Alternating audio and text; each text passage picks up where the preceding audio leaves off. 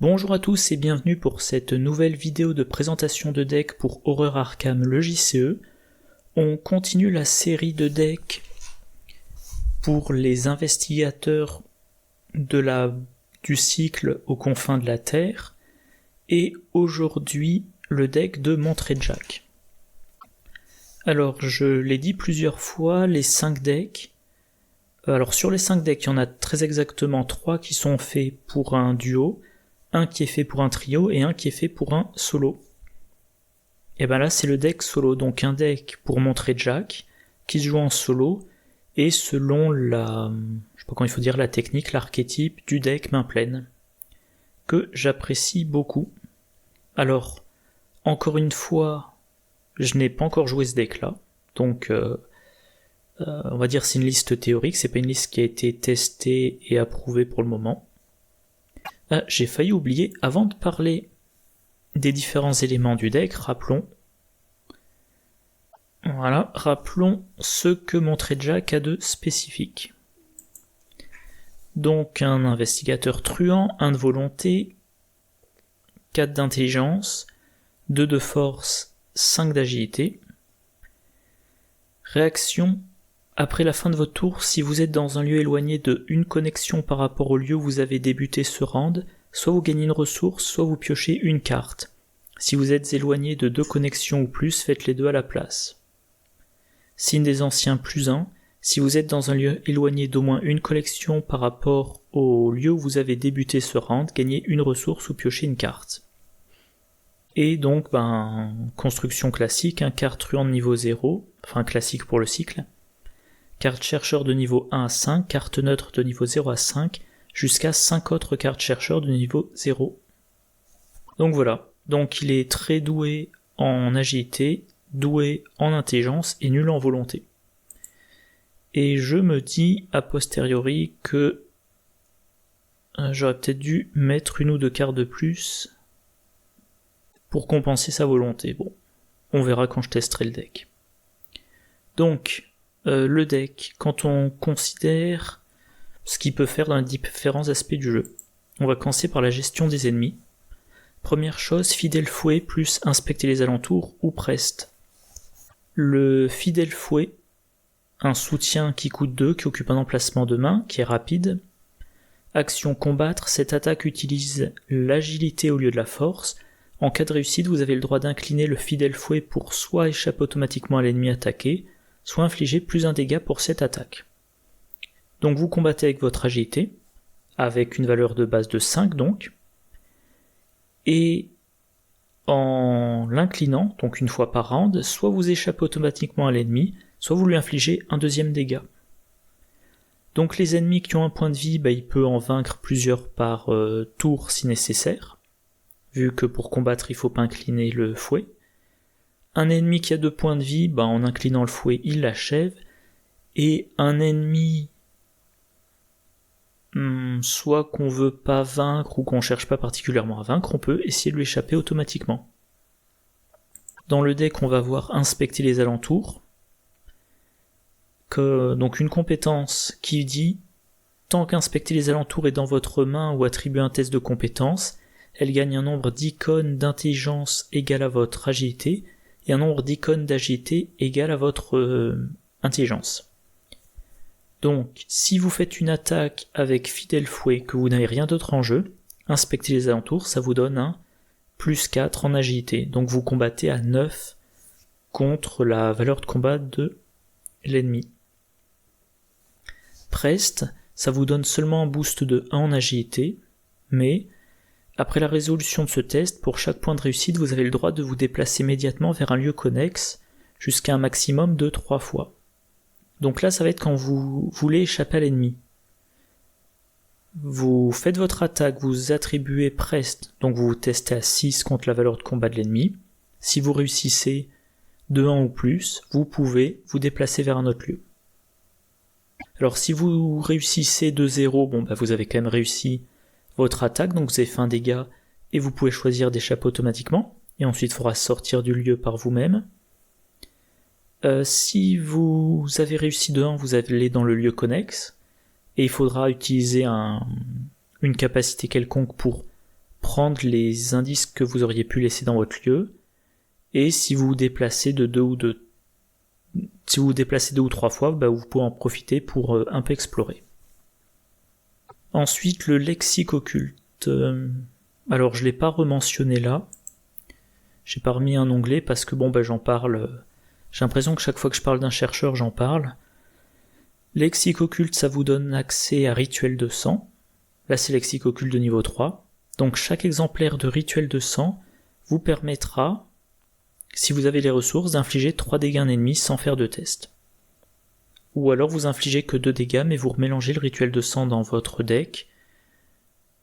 Donc, sur un cycle, une rotation de deck, entre deux remélangeages de la défausse, vous pouvez faire 6 dégâts, voire 9 dégâts sans test. Donc en solo, je pense que ça devrait suffire. Genet Borgard. Alors Genet Borgard, un allié qui vous donne plus 1 d'intelligence et plus 1 d'agilité. Alors déjà, le plus 1 d'agilité fait que vous combattez plus efficacement avec le fouet. Et aussi, réaction, lors de votre tour, après vous êtes déplacé vers un lieu, inclinez Genet Borgard, déplace un indice ou un ennemi non élite d'un lieu connexe vers votre lieu ou vice versa.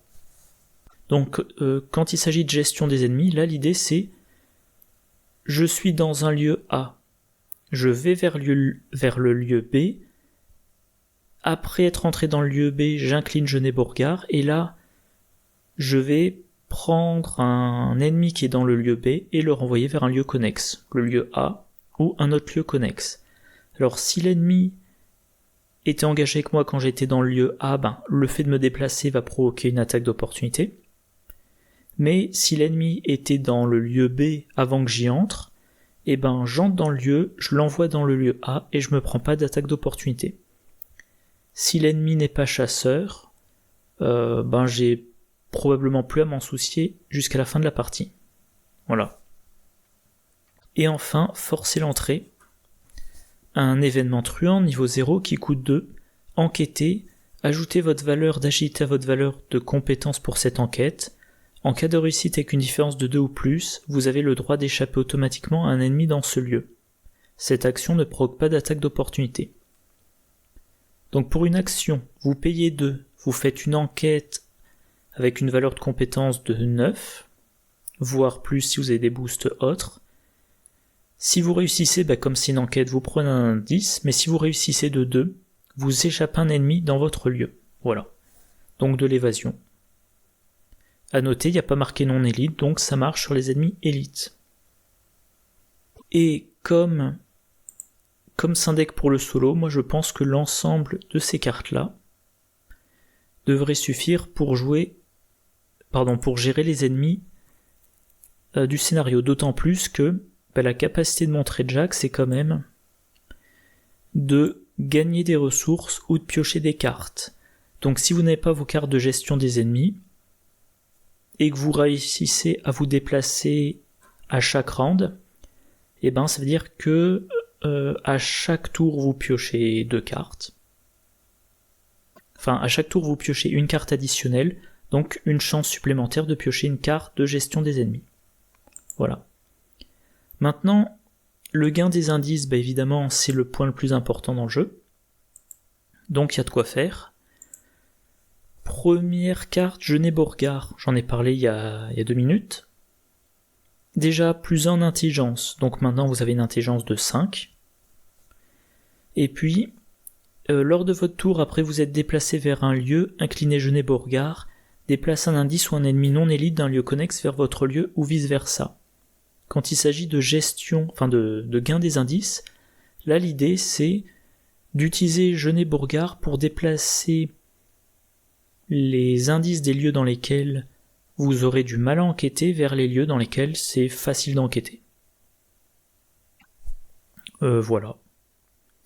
Vous êtes dans un lieu qui a une valeur occulte de 6, il y a un indice, ça va être trop dur de réussir votre enquête dans ce lieu. Vous sortez immédiatement du lieu, vous entrez dans un lieu qui a une valeur occulte de 1 et pas d'indice, vous amenez l'indice avec vous.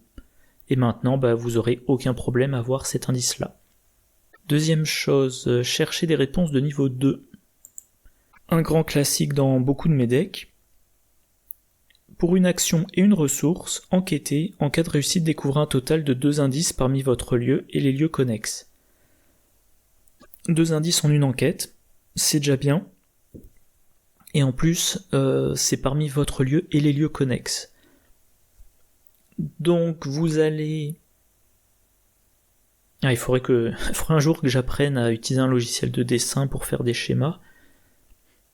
Vous êtes dans un lieu qui a une valeur occulte de 6. Dedans il y a un indice. Trop compliqué d'enquêter là. Donc vous sortez du lieu, vous entrez dans un lieu qui a une valeur occulte de 2 et qui a un indice. Et ben dans ce lieu-là, vous jouez, cherchez des réponses. Si vous réussissez, vous prenez l'indice de votre lieu et l'indice du lieu qui a une valeur occulte de 6. Voilà. Donc non seulement en une action vous trouvez 2 indices, mais en plus vous allez choisir les lieux dans lesquels vous utilisez cette carte de façon à vous simplifier les enquêtes. Décrypter la réalité. Alors ça c'est une carte qui, de mémoire... Ouais, voilà, c'est ça, c'est la dernière carte que je mets dans le deck. Donc on la verra pas dans beaucoup de scénarios, mais elle est très efficace. Donc c'est un événement de niveau 5 qui coûte 4, enquêter. La difficulté de ce test de compétence est égale à la valeur occulte la plus élevée parmi les lieux révélés en jeu. En cas de réussite, découvrez un indice dans chaque lieu révélé en jeu. En une action, vous prenez un indice dans chaque lieu et un deuxième indice dans votre lieu. Je le rappelle à chaque fois, vu qu'il n'y a pas marqué à la place, vous avez l'effet d'une enquête classique et l'effet en cas de réussite qui est indiqué ici. Donc, vous pouvez, chaque fois que vous êtes dans un lieu dans lequel il est difficile de collecter les indices, vous laissez tout pile un indice derrière vous. Et à un moment donné, vous dites, je joue décrypter la réalité. En une action, j'ai trouvé 2 indices, 4 indices, 8 indices potentiellement. Donc voilà, un gros gain d'action. Carte suivante, dérober. Alors dérober de niveau 0, vu sa construction de deck. Un événement qui coûte 4, enquêter. Cette enquête utilise l'agilité au lieu de l'intelligence. En cas de réussite, découvrez 2 indices supplémentaires dans votre lieu. Et cette carte-là, je vais vérifier. J'en ai mis qu'un exemplaire. Pourquoi ? Cette carte-là, concrètement, elle permet en une action d'avoir 3 indices. En plus, au lieu de faire une enquête avec une valeur de compétence de 4, vous utilisez une valeur de compétence de 5. Donc l'enquête est plus facile et vous pouvez trouver 3 indices d'un coup. En solo, 3 indices d'un coup, c'est quasiment tout le temps plus que nécessaire. Donc cette carte-là, c'est ce que j'envisage comme carte pour finir le lieu de fin de scénario. Dans la campagne de Carcosa, on a... J'oublie toujours le nom de ce scénario. L'ombre du passé, je crois. Dans la bibliothèque cachée, il y a 3 indices par investigateur. Dans le premier scénario du cercle brisé, l'heure des sorcières, dans le lieu final, il y a 3 indices par investigateur. Donc cette carte-là, c'est la carte qui va vous permettre, normalement, en une action, de mettre fin au scénario. Et éventuellement, si je reprends l'exemple du cercle brisé, première action de votre tour, vous entrez dans le lieu. Deuxième action, vous jouez dérober. Vous prenez une attaque d'opportunité, mais si votre enquête est réussie, vous avez vidé le lieu de ces indices, vous avez mis fin à la partie et vous ne vous souciez plus d'Annette Mason. Donc un seul exemplaire parce que c'est un finisseur de scénario. Forcer l'entrée, j'en ai parlé juste avant. C'est une enquête, mais vous ajoutez votre agilité. Donc c'est très efficace. Voilà. Alors il faut payer 2 ressources et jouer la carte, mais c'est quand même très efficace. Rapport des services de renseignement. Alors je l'ai pas mis dans un nouvel onglet, mais bon, je pense que c'est un classique maintenant. Je P2, je prends un indice dans mon lieu. Je P4, je prends 2 indices dans mon lieu. Je P6, je prends 2 indices dans un lieu qui est jusqu'à 2 connexions de distance. Ou alors je P4 pour prendre un indice dans un lieu jusqu'à 2 connexions de distance. chaque fois qu'il y a une valeur occulte, on va dire supérieure à 3, et ben voilà, vous n'avez pas à vous soucier de réussir ou pas l'enquête. Vous payez. Et encore une fois, payez, montrez Jack normalement, si vous vous déplacez assez, il a les ressources. Recherche poussée de niveau 1, je l'ai pas mis, parce que pour moi, encore une fois, c'est un grand classique, et tout simplement, je paie 10 moins 1 par autre carte en main, je prends 2 indices dans mon lieu. En solo, c'est rare qu'il y ait plus de 2 indices dans un lieu, c'est un deck main pleine, donc la carte coûtera beaucoup moins que 10. Mettons que vous avez 7 autres cartes dans votre main, vous payez 3 ressources pour prendre 2 indices dans le lieu. Et en plus, comme c'est découvrez et pas faites une enquête, c'est pas enquêter, c'est découvrir, ça contourne tous les effets du style vous ne pouvez pas enquêter si. C'est un autre gain intéressant. Et enfin, suivi. Alors suivi, c'est une carte généralement que je ne joue pas, mais là je me suis dit, tiens, ça peut être intéressant. Un événement truand de niveau 0 qui coûte 2, enquêtez, choisissez un ennemi dans votre lieu, vous gagnez plus 1 en intelligence pour cette attaque pour chaque dégât sur l'ennemi choisi, jusqu'à un maximum de plus 5 en intelligence. En cas de réussite, découvrez un indice supplémentaire dans ce lieu. Cette action ne provoque pas d'attaque d'opportunité de la part de l'ennemi choisi. Alors pourquoi je trouvais ça intéressant dans ce deck-là spécifiquement? Grâce à l'utilisation du fidèle fouet. Rappel, fidèle fouet, vous faites une action de combat, donc en cas de réussite, vous infligez un dégât à l'ennemi, et en cas de réussite de cette action de combat, donc en plus du dégât, vous pouvez incliner le fouet pour échapper automatiquement à l'ennemi. Donc, vous êtes engagé avec un ennemi, première action de votre tour, vous utilisez le fouet, vous combattez, vous réussissez, vous inclinez le fouet pour incliner l'ennemi, puis vous jouez suivi, vous désignez cet ennemi-là, vous avez plus en intelligence vu qu'il a un dégât, donc vous enquêtez avec 5 en intelligence, voire plus si vous avez d'autres bonus, et si vous réussissez, vous prenez 2 indices. Normalement, votre lieu a été vidé de ses indices, vu que, encore une fois, vous jouez en solo et qu'il n'y a pas tant d'indices que ça par lieu, et maintenant, vous utilisez votre 3e action pour sortir du lieu. Et vous n'avez pas besoin d'achever l'ennemi. Voilà. Ouais, tiens, je l'avais mis, fidèle fouet plus suivi. Alors, curiosité, tout simplement, si vous avez assez de cartes en main, vous avez 3 icônes d'intelligence. Donc, ça booste votre enquête. Et perception, 2 icônes d'intelligence. Autre chose, le déplacement. Où est-ce que c'est? Voilà, montrer Jack. Encore une fois, je le rappelle, à la fin de votre tour, si vous êtes dans un lieu éloigné de une connexion par rapport au lieu où vous avez débuté ce round, soit vous gagnez une ressource, soit vous piochez une carte. Si vous êtes éloigné de 2 connexions ou plus, faites les 2 à la place.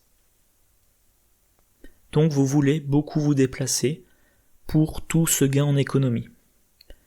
Donc voilà, dans le deck, il y a un certain nombre de cartes pour le déplacement. J'en parlais plutôt fidèle fouet. On teste l'agilité. Donc on attribue Prest, et si on réussit largement, si on réussit avec de la marge, on va se déplacer au moins une fois. Tout simplement. Genet-Bourgard. Alors, Genet-Bourgard, c'est pas tellement qu'elle fait se déplacer, mais c'est plutôt que, comme elle permet d'amener avec soi un indice ou d'éloigner un ennemi, on va moins... on va pas se dire je dois rester dans le lieu tant que j'en ai pas fini avec. En solo, normalement, vous êtes dans un lieu, il y a un indice, vous prenez l'indice et ensuite vous sortez du lieu. S'il y a un ennemi, vous vous débarrassez de l'ennemi, puis vous sortez du lieu. Si dans le lieu il y a un ennemi et un indice, et que vous occupez de l'ennemi et de l'indice vous prend vos 3 actions, vous devez attendre le round suivant pour sortir du lieu. Avec Genet Beauregard, vous pouvez vous dire, il y a un ennemi ou un indice dans le lieu, mais je sors quand même du lieu. S'il y a seulement l'indice, je l'amène avec moi. S'il y a seulement l'ennemi, je le renvoie dans son lieu d'origine, dans le lieu d'origine de mon déplacement.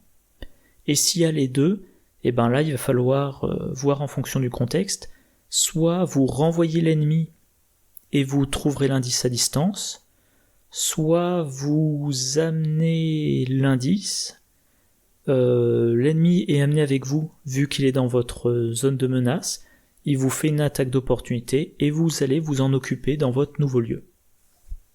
Donc voilà, Genet Beauregard vous permet de vous déplacer quand normalement vous choisiriez de rester sur place.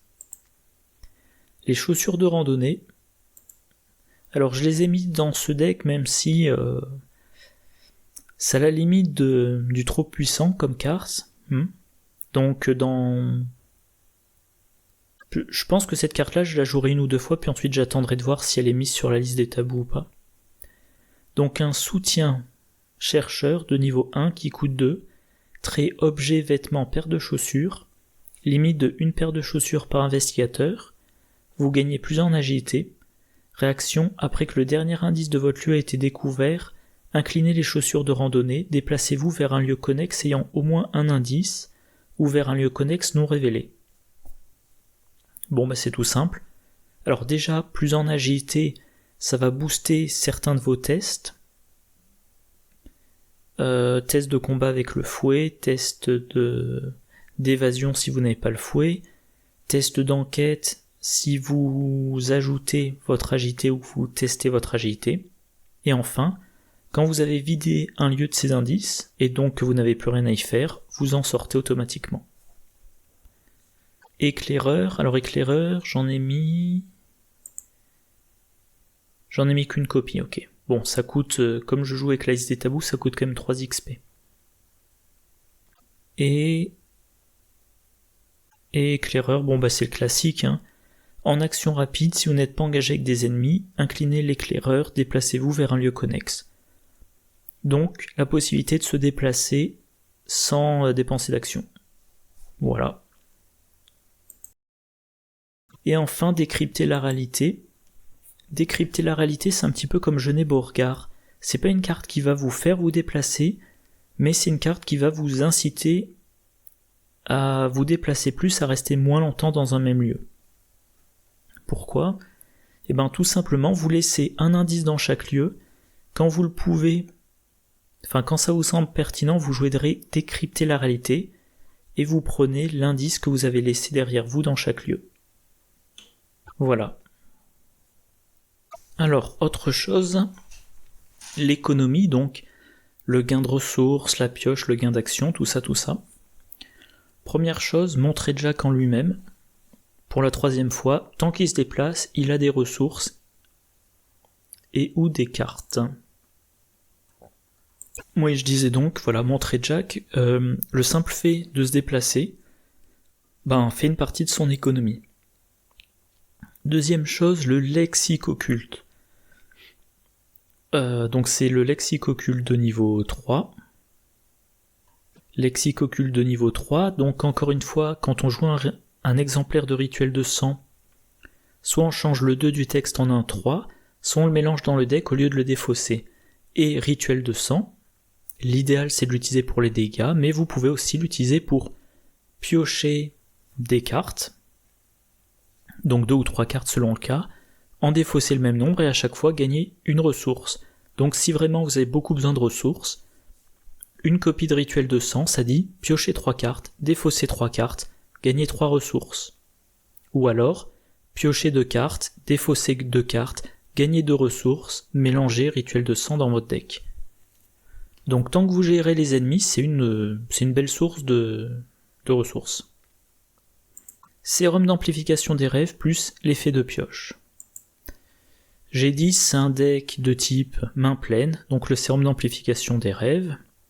Seul le premier exemplaire de chaque carte dans votre main compte dans le calcul de la taille limite de votre main. Réaction: après avoir pioché un autre exemplaire d'une carte que vous avez déjà en main, révélez les deux exemplaires et inclinez le sérum d'amplification des rêves, piochez une carte. Si vous n'avez pas besoin de plus de ressources, vous utilisez la capacité de montrer Jack pour piocher une carte. Donc pendant un round, vous piochez 2 cartes. Ensuite, vous avez d'autres effets du style le lexique occulte, l'assistante de laboratoire, perception. Voilà, je crois que c'est tout. Et ça démultiplie votre pioche. Donc vous piochez beaucoup, vous avez de bonnes chances d'avoir en main la carte qu'il vous faut au bon moment. Vision de l'avenir. Voilà, vision de l'avenir. Un soutien chercheur de niveau 4 qui coûte 2, qui occupe un emplacement d'arcane. Rituel. Action rapide. Lors de votre tour, si vous avez au moins 8 cartes en main, inclinez vision de l'avenir, jouez un événement de votre main, en payant son coût. Donc tant que vous avez 8 cartes en main, ou plus, vous pouvez une fois par tour, c'est pendant votre tour, jouer un événement en action rapide. Donc ça vous fait économiser des actions, enfin ça vous fait gagner une action, mais en plus comme c'est une action rapide, ça provoque pas d'attaque d'opportunité. Toujours intéressant. Qu'est-ce qu'on a d'autre? 21 le monde, que je n'ai pas mis bizarrement. Donc c'est le tarot chercheur de niveau 3. Action rapide, si vous avez au moins 8 cartes en main, inclinez 21 le monde, piochez une carte. Réaction, quand la partie débute, si 21 le monde est dans votre main de départ, mettez-le en jeu. Et c'est un emplacement de tarot, bien sûr, vu que c'est un tarot. Et tout simplement, tant que vous avez eu 8 cartes en main, vous piochez une fois de plus par round. Donc si on part du principe que vous ne manquez pas de ressources, la pioche standard, la pioche de montrer Jack, la pioche de 21. Bon, voilà, vous piochez très vite. Quoi d'autre? Chaussures de randonnée et éclaireur. Ça c'est pour le déplacement.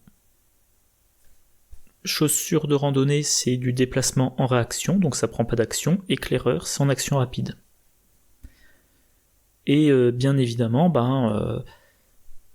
ça combotte avec montrer Jack, parce que vous gagnez des actions sur le déplacement, donc vous déplacez, donc grâce à montrer Jack, vous piochez ou vous gagnez des ressources. Bon. Et enfin, alors là j'en ai mis un paquet.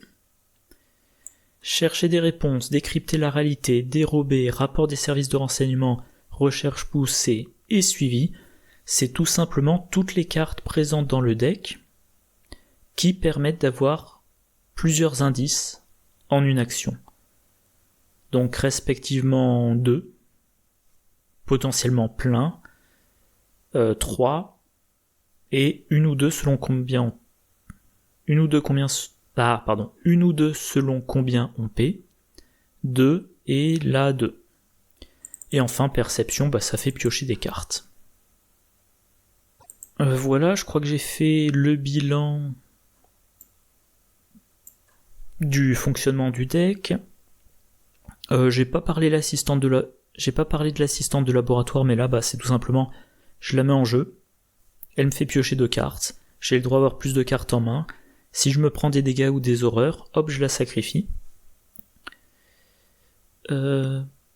Écrit cryptique, oui, tiens, j'ai oublié de les mentionner. Je joue cette carte, je gagne 3 ressources, ou 4 si j'ai au moins 10 cartes en main. Et en réaction, après que je les ai piochées pendant mon tour, je les joue.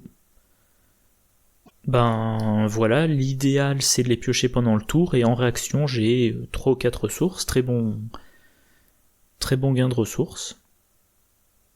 Et voilà. Donc maintenant, voyons voir le deck de début de campagne et le gain d'expérience.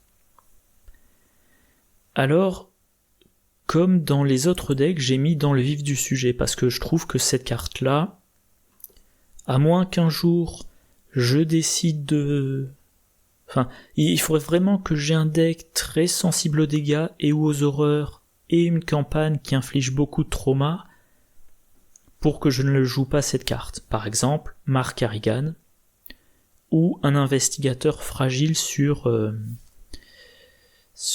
la campagne la civilisation oubliée. Donc voilà, je commence la campagne avec dans le vif du sujet. Bon a priori mon trait Jack, je lui inflige 2 traumas physiques, donc il commence avec 6 points de vie restants, 6 points de santé mentale restants, ok. Et pour 3 XP, je prends le lexique occulte de niveau 3. Parce que très bon pour piocher, très bon pour infliger des dégâts sans test, et en cas de nécessité, ça fait des ressources.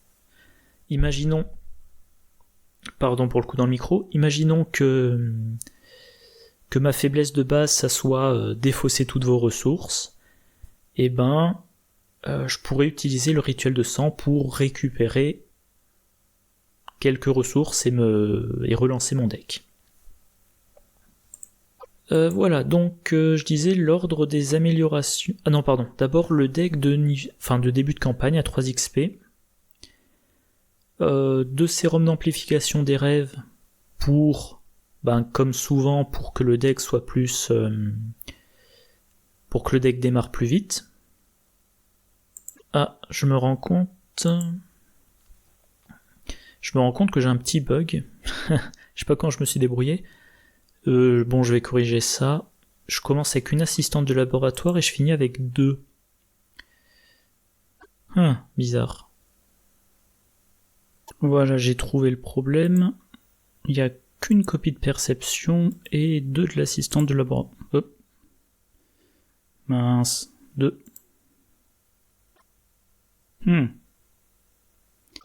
Donc, une seule de curiosité. 2 de perception, on va changer ça comme ça rapidement.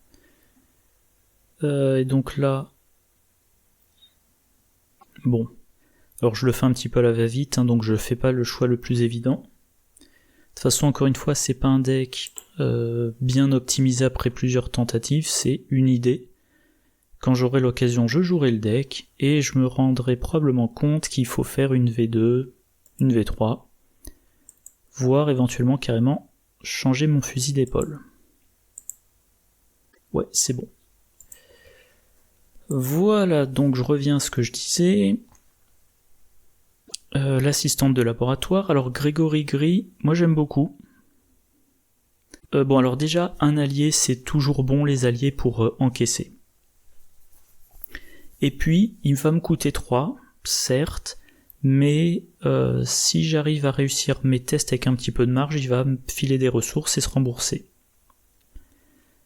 Vol à la tire. Grâce à mon fouet, de temps en temps, je vais choisir d'échapper automatiquement à des ennemis. Donc grâce à vol à la tire, je pioche des cartes. Et grâce à sérum d'amplification des rêves, potentiellement je repioche derrière. Et ça m'amène plus vite à mes cartes les plus fortes. Dérobé, j'en mets 2.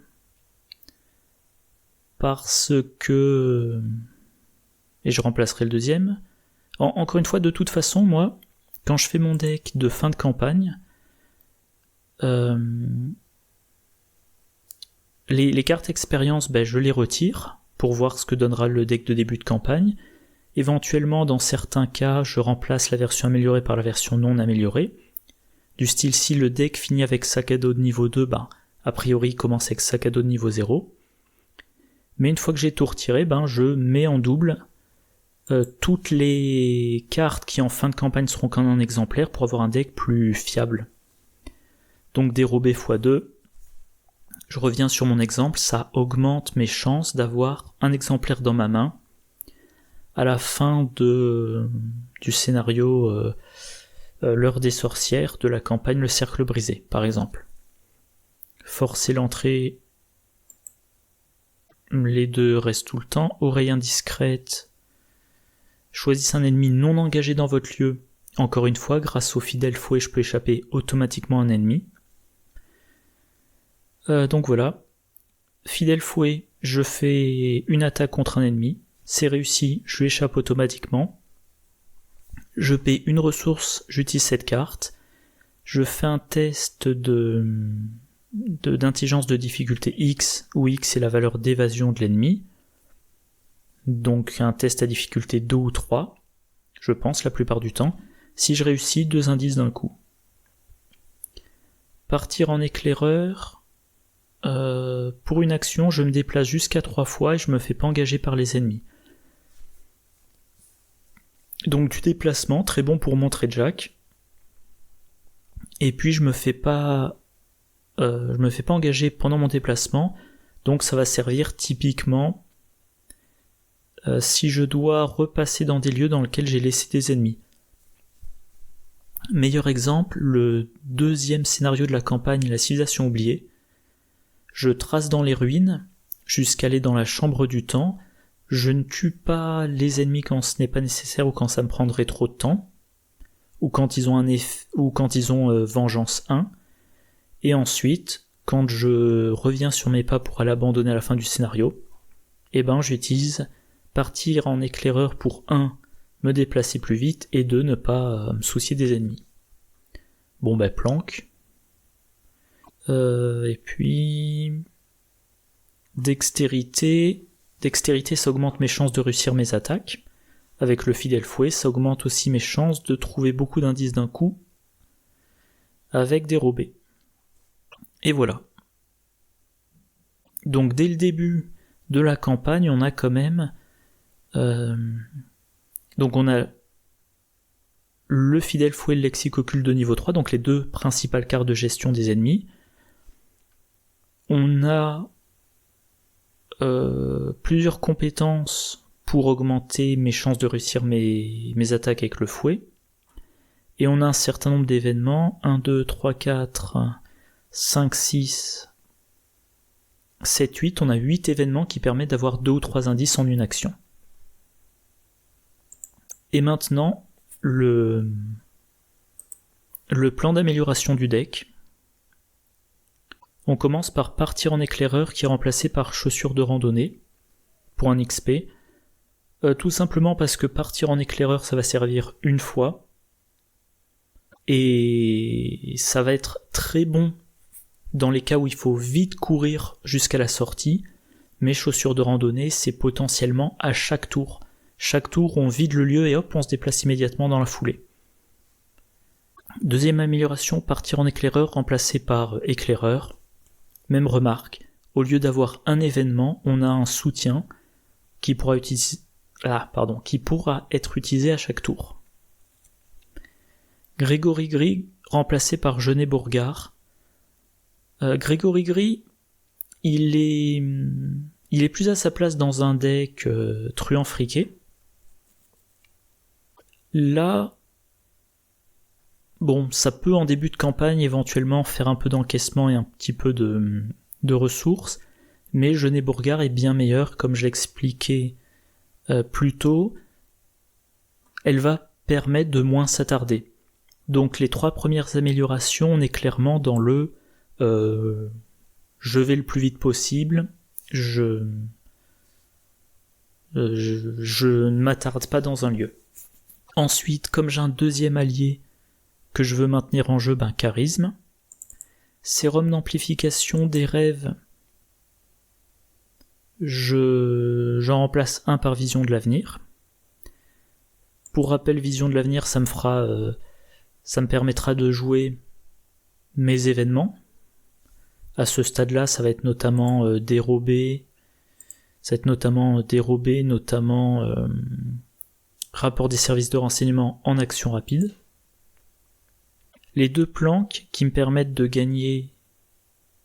Les 2 planques remplacées par écrit cryptique de niveau 2. Alors, vu les règles de construction de Montrer Jack, j'avais pas la place pour écrit cryptique de niveau 0. Mais là, je passe de une action pour 3 ressources à, dans le pire des cas, une action pour 3 ressources, et dans le meilleur des cas, 0 action pour 4 ressources. Gain de tempo, gain de ressources. Vol à la tire, c'est bien.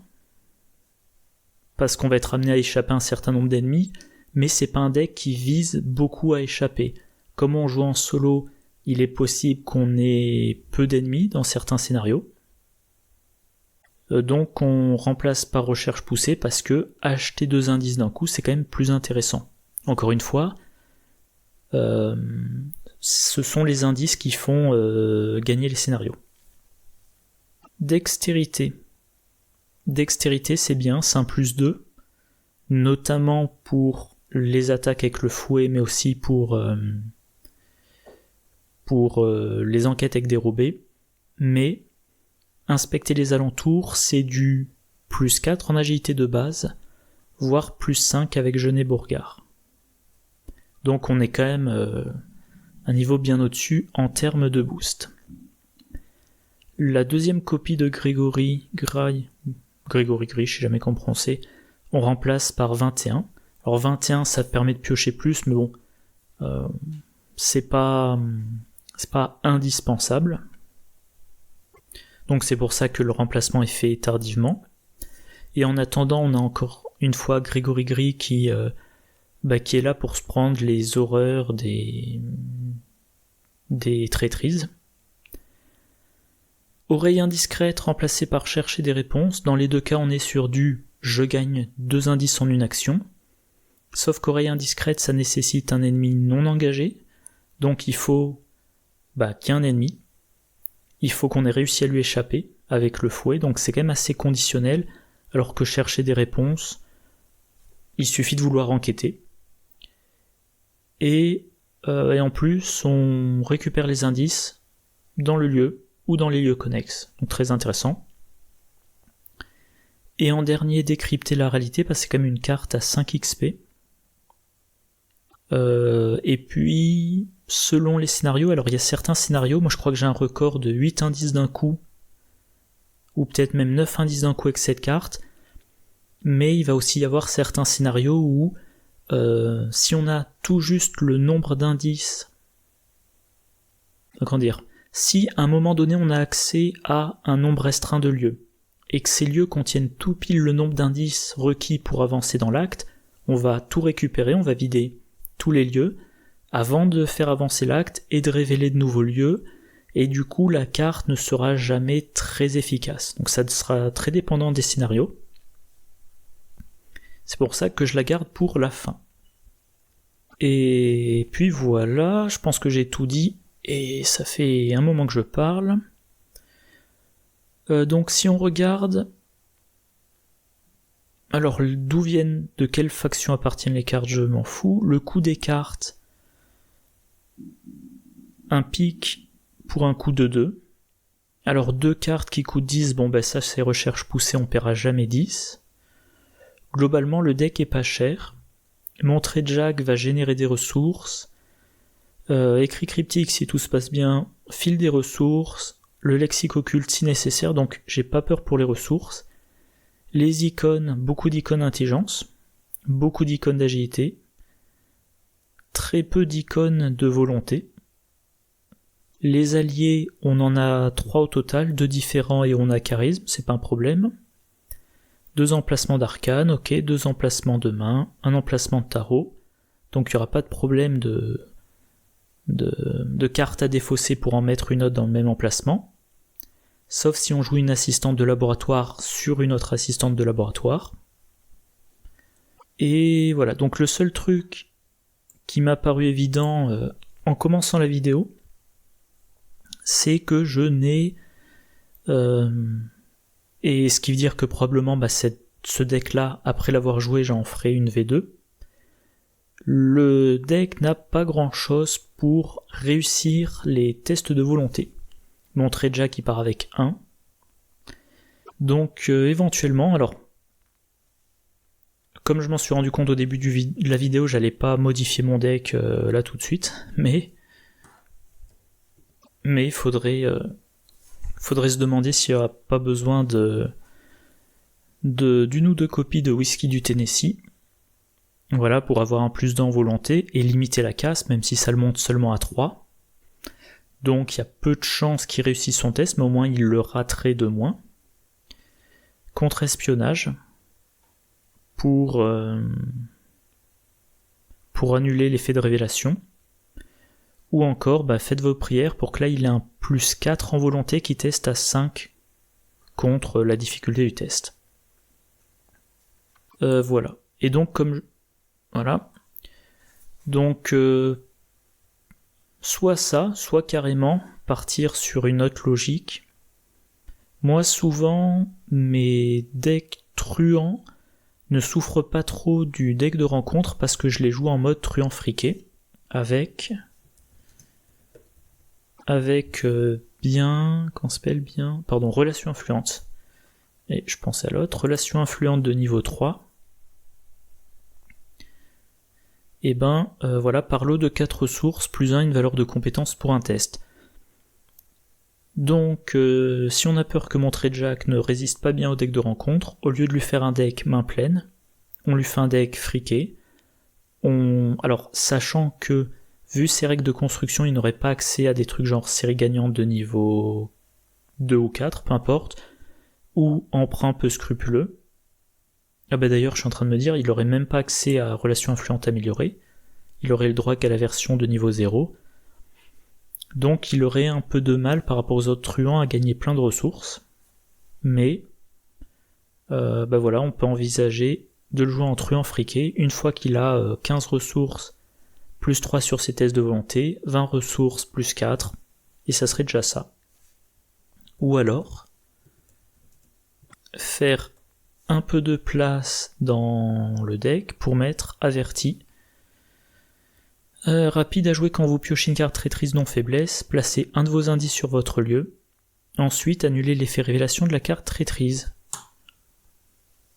Ou encore, comme allié à la place de Grégory Gris, peut-être mettre le Dr William Temelson. Réaction, quand vous piochez une carte rencontre du deck rencontre, inclinez le Dr William Temelson et placez un de vos indices sur votre lieu. Annulez la pioche de cette carte et mélangez-la dans le deck rencontre. Ensuite, piochez une nouvelle carte du deck rencontre. Voilà, donc bref. Donc un deck que j'ai hâte de jouer, que je jouerai sur une campagne, et il est assez probable qu'au bout de 2 ou 3 scénarios, je remplace un total de 4 cartes par 4 cartes qui m'aident à endurer le deck de rencontre. Voilà. Bon, je vais m'arrêter là. Comme d'habitude, j'espère que la vidéo vous a intéressé. N'hésitez pas à laisser des commentaires ou à poser des questions. Moi, en attendant la prochaine vidéo, je vous souhaite une bonne journée, une bonne soirée, de bonnes parties, et je vous dis à la prochaine. Au revoir.